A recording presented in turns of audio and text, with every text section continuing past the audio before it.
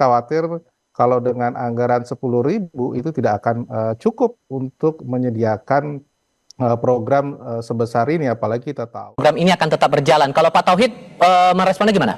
Ya, kalau kita lihat begini ya, kalau lihat dari sasaran ya di 2025 itu ada 3 klaster. Yang pertama untuk MBG, bantuan bahan pangan dan perbaikan gizi sekitar 27,2.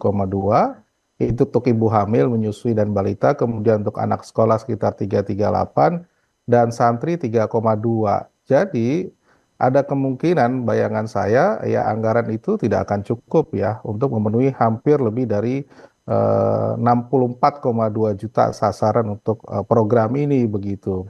Itu yang pertama dengan skenario ini. Nah, kemungkinan kalau misalnya katakanlah biaya investasi dan sebagainya untuk katakanlah sewa tempat dan sebagainya memang betul apa itu pasti membutuhkan biaya ya. Nah, problemnya adalah ketika ini didesain awal bahwa akan melibatkan katakanlah pemberdayaan masyarakat, usaha menengah kecil dan sebagainya, pasti mereka harus membutuhkan biaya investasi, peralatan dan sebagainya yang cukup besar gitu ya.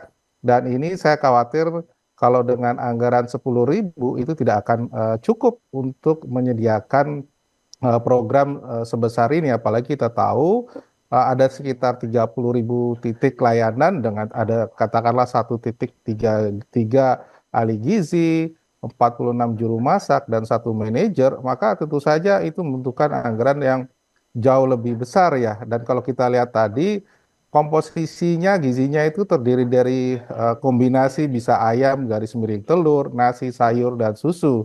Nah, ini kalau kita bedah lagi mungkin semurah-murahnya yang tadi juga dicontohkan itu rasanya untuk apa namanya gizi yang berbasis hewani rasanya 10.000 masih kurang ya. Kecuali mungkin telur di beberapa daerah mungkin relatif murah, tapi kalau misalnya kita harus beli ayam atau susu, rasanya kayaknya tidak cukup begitu.